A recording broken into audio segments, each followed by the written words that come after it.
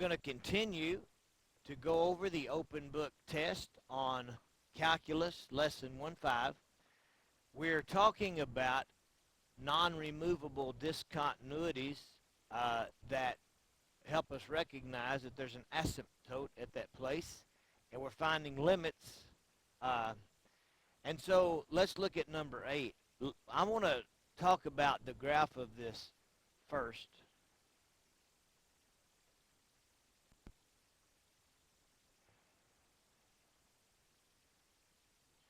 Now, when we first look at that, just recognizing that there's a variable in the denominator would help us think about the parent function of the graph. If we had y equal 1 over x, then we would know that this would be a rational algebraic graph, which would look something like that. With all of the other stuff we see there, we realize that there's some shifting and things that are going on. We also know that since the degree of the numerator is equal to the degree of the denominator, then what about a horizontal asymptote? Well, the horizontal asymptote would be the ratio of the coefficients. So just taking a look at some basic algebra that we know, just looking at the graph of this thing, then we would know that there's a horizontal asymptote at y equal 1.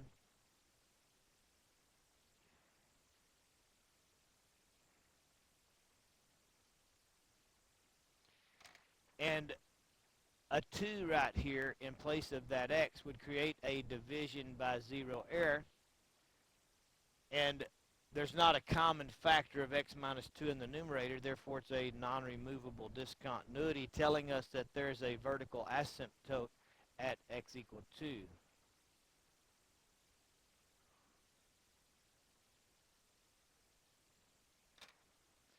Now, just considering the parent function, we don't know exactly what it's going to look like in here. But if we considered the parent function and don't write this in yet, we might think, well, my graph is going to be doing something like this, okay?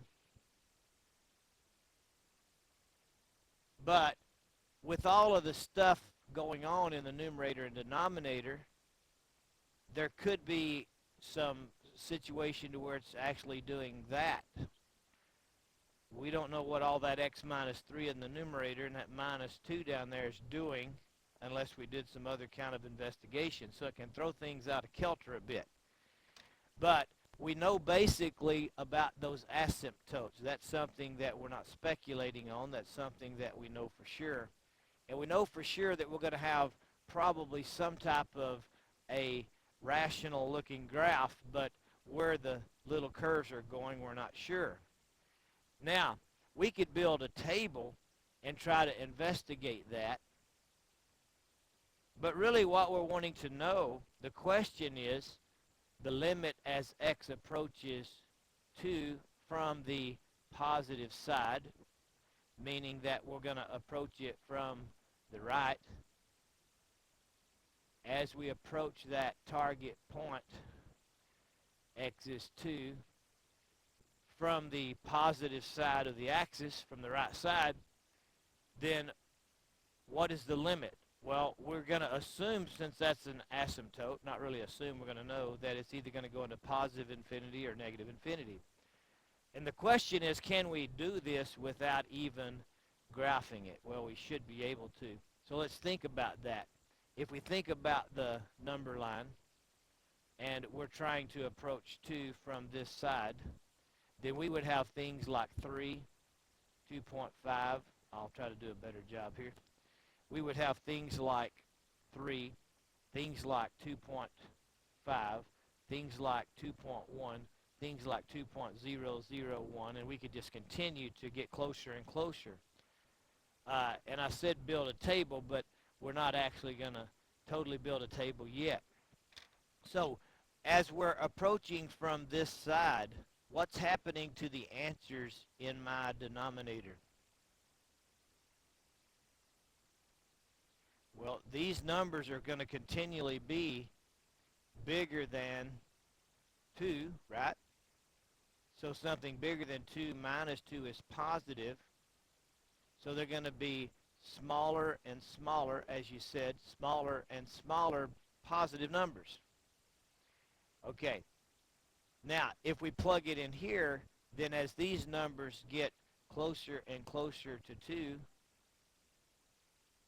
then what's going to happen to this? As we get relatively close to 2, because of that minus 3, my numerator is going to be negative.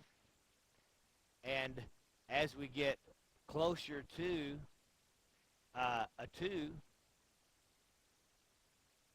then it's actually getting to be a larger and larger negative number. But not hugely larger, but anyway. So if you take something big divided by something little, what do you get? Something really big divided by something really little is something really big. As this gets bigger and this gets smaller, this gets infinitely bigger. Positive infinity, the idea of positive infinity, or this. As far as absolute value, though. But what's happening with our signs? Negative and positive. So when you divide with different signs, the answer is negative. So it's not really going into positive infinity. It's getting infinitely larger, but in a negative sign sense. So we can know that it's approaching negative infinity. Now, remember when we thought about that parent function, we were thinking, well, it goes like this. But we can investigate just with numbers like we just did and realize that as we're approaching here, it's not going into positive infinity. It's going into negative infinity. So we can know that that curve is doing that. And because we know that one's doing that, we could investigate it the other way, and with the same type of investigation coming from the left, we could realize that that one curves into there. Okay? So the answer, what is the limit as x approaches 2 from the positive side or from the right of x minus 3 over x minus 2? And the answer to that is negative infinity. Now, the limit doesn't exist, but the limit from the left we'll talk about, and the limit from the right we'll talk about. Any questions on number 8? You could graph that with a graphing calculator and look at that and verify, but we can figure it out, see, without even hitting the buttons on the calculator because of the mathematics that we know. Okay? Any questions there? All right. Let's look at number 9. Now, number 9, it says the limit as x approaches negative 3 from the left. Well, we don't really know exactly what's going on here. We do know that there's a horizontal asymptote, possibly, you see, because the ratio of the coefficients is the same. So there's a horizontal asymptote at y equal 1.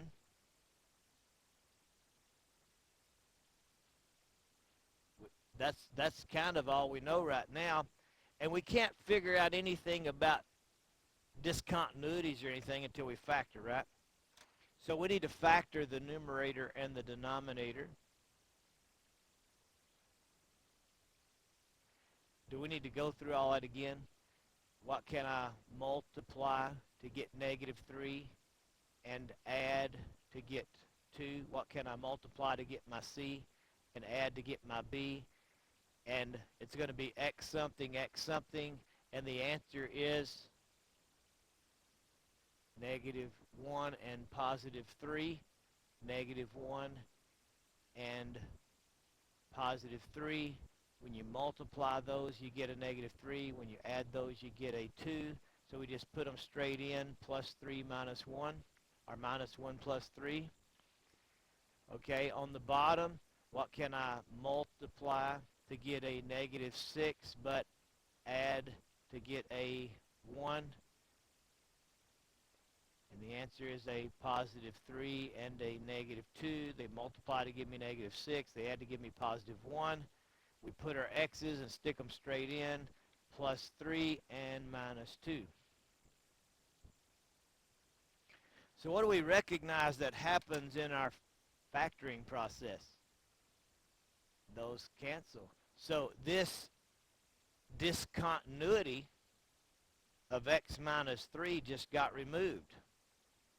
If the discontinuity is removable, then how can we find the limit? You just plug it in. Because our discontinuity is removable, then to find the limit, we just find f negative 3. So f negative 3 would be, if we plug it, the negative 3 in here, and here, and here, and here, or in here and in here. That'd be a lot easier, wouldn't it? We would have negative 3 minus 1 over negative 3 minus 2, which is negative 4 over negative 5, which is positive 4/5. Any questions on number 9? So we may have had in our mind, okay, this is going to be some crazy rational graph, and we're going to have to go figure all that out. But what happened is it the x plus 3 is factored out, so that x minus 3 was not a discontinuity place. It was removed. Therefore, we could find the limit by finding the function value. We created, and I'll say this again, we created a g function that was equivalent to the f function in all points except this one. Therefore, we can find the limit in the f function by finding the value in the, maybe I should say, g function, okay? All right, any questions on that? All right. Well, number 10 is going to take us into some trigonometry things. Remember that the reciprocal of sine is what? And the reciprocal of cosine is, and the reciprocal of tangent is. So, reciprocal of sine is cosecant. Reciprocal of cosine is secant. And the reciprocal of tangent is cotangent. Good. All right. So, we realize that what we really have is what? The limit as, good, x approaches 0 from the right of 2 cosecant x.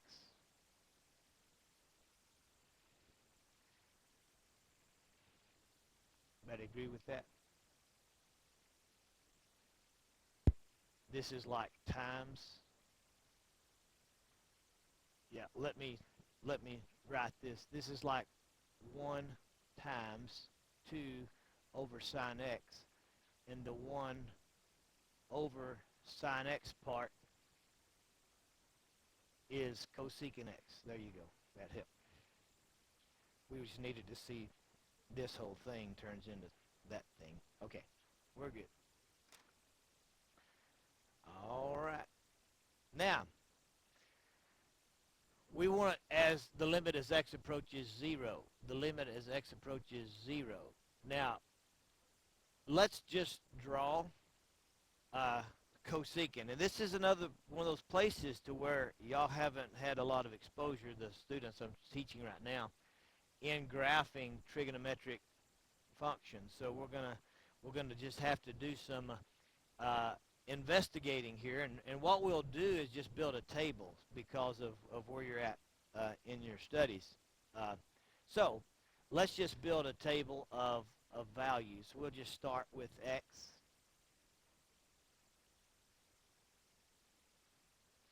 And we're going to have 2 cosecant x. And our old faithful choices of x are our quadrantal angles, which are, I'll try to hit where I'm aiming, 0, pi over 2, pi, 3 pi over 2, and 2 pi. Now, if we figure out we need some more, we'll make some more. Presently, based on the knowledge that y'all have, you wouldn't know if you needed any more yet or not. So we're going to just take the old faithfuls because y'all do know your quadrantal angle stuff. Okay, so what we have here then, and I'm just going to kind of write them down, we've got 2 cosecant of 0. Now, how do we think about cosecant 0? We think of 1 over sine 0, right? Now, we've got sine 0 memorized. What's sine 0?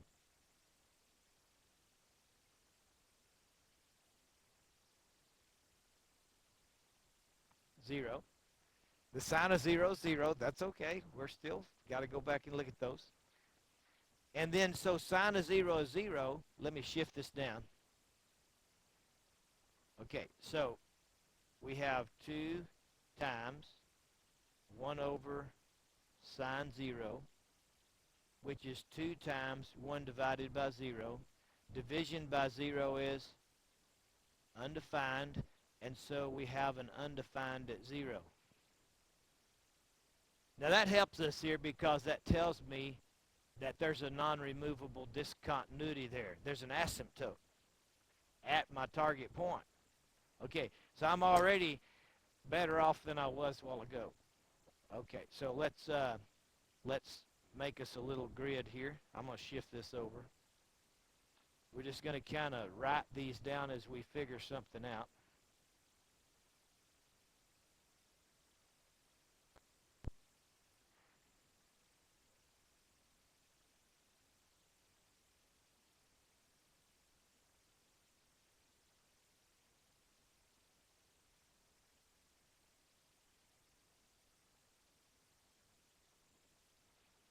So what we know right now is that at 0, there's a vertical asymptote. That's what we've found out so far. And that's our target point. Now what we really like to know is what's going on the right side. Now, we could come over here and we could do some work over here, but we really don't need to know that for this problem because this problem wants to know what's happening on the other side. So we chose some good numbers there, obviously. Okay, so let's just solve that one.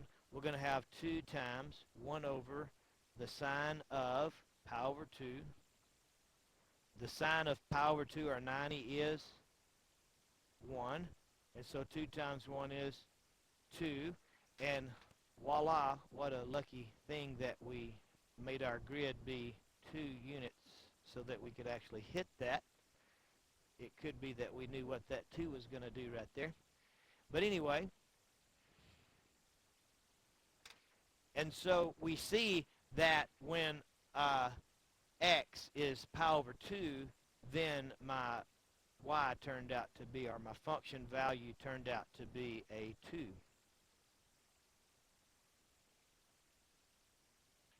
Now, let's see what's happening at pi. So the answer here was 2. So at pi, we're going to have 2 times 1 over sine of pi. So we have 2 times, what is the sine of pi? So it's 1 over 0, and 1 over 0 is undefined, and so there's another vertical asymptote.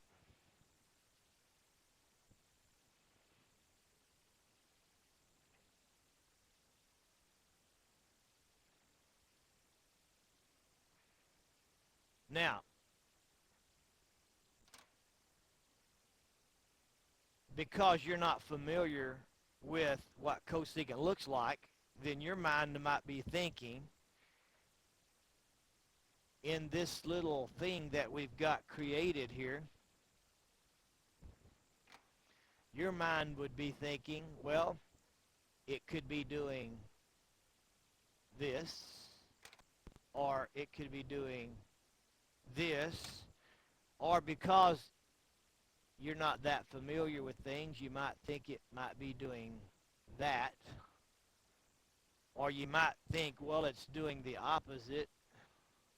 There's two asymptotes. It's got to be going after those asymptotes. Those are our four choices. Now, the red that did this and the black that did that, you probably know from the other studies that that's what a tangent looks like. So if you remember what we've done so far here, then you might say, well, that looks like tangent, so it's probably that up thing or that down thing, which it is, because that's what cosecant looks like. We don't want to lose all that. That would be a bad thing. Okay, so we have the idea then at that point, then it's either going up from the point or down from the point, okay? And if we're familiar with cosecant, we would know that. Let me show you something before we go any further. If I were to graph the sine wave, the sine wave is going to start at 0, and it's going to go up, down, up, down, up. Now here's what's happening with cosecant. Everywhere there was a 0, we're going to have the reciprocal of that, which is undefined. And so there's going to be a vertical asymptote every pi. Okay? And then what's happening on cosecant is, see where this point was? It's going to go up in that instead of, it's going to do the opposite of what sine was doing. The sine was facing down in this section. The sine was facing down in that section. And the cosecant is just going to kind of bounce off and face up. And in this section, it's going to face down because the sine was facing up. Okay, so that's kind of what's happening with cosecant, so you can see. Of course, you know that if we put a negative on a graph, then it reflects it. So because that's not negative, this thing's probably still going up. But we should test some points, right? We need to test a point in this area here and this area here to see what's happening on both sides of that. Okay? So we don't need to go any further over here. We don't need those two pieces of data. We have figured out that at pi we've got an undefined situation, and we can work within these limits here, but we need to be between 0 and pi over 2, so a good choice would be pi over 4, and we need to be between pi over 2 and pi, which a good choice would be 3 pi over 4. Now those are memory work things also from college trig. So we're going to have 2 times 1 over the sine of pi over 4, 2 times 1 over the sine of pi over 4, 3 pi over 4. Now, what's the reference angle for pi over 4?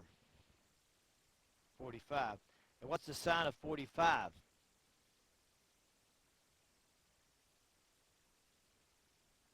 Okay. And what's the reciprocal of that? It would be 2 over square root 2, which you're not supposed to leave. So this, correct? So we're going to have 2 over square root 2, right? You're right. It is just square root 2. So we're going to rationalize, which would give us 2 square root 2 over 2, which cancels, correct? And so we just end up with square root, just plain old square root 2, right? Now, that was only the square root 2 over 2 part, right?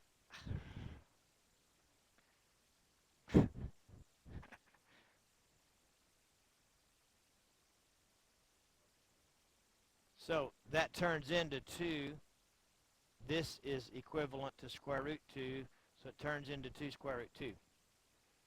You can say, well, that don't help me. I don't know where to put it at. But we do know that even if we don't know what 2 square root 2 is, we know that it's more than 2, don't we? I mean, I might not have put that dot in the right spot, but I know that that's going to come out to be more than 2, so it's going to be up there, which is all I'm trying to find out. You could get the exact value if you wanted to. Let's do the other one. So we're going to have 2 times, what is the reference angle for sine of 3 pi over 4?